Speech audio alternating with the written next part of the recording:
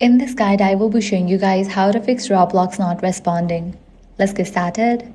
First, right-click on the Roblox player shortcut on a desktop and select Properties.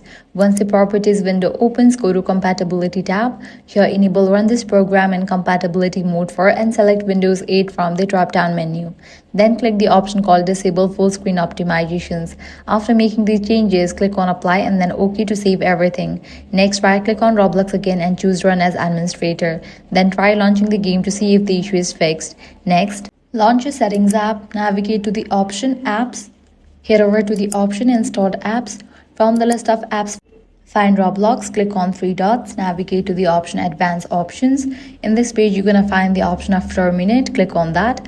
Then click on the option Repair and finally click on Reset. Then try opening Roblox again. If the problem continues, go back to Settings. Then click on the option System, navigate to the option Display. Head over to the option Graphics. Now scroll down. Here you're going to find the option of Roblox.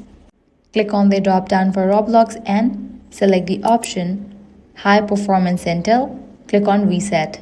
And that's it. With these steps, you'll be good to go. Your problem will be fixed. Lastly, you can completely delete Roblox and reinstall it. That's it. If this guide helped you out, do not forget to like, share and subscribe.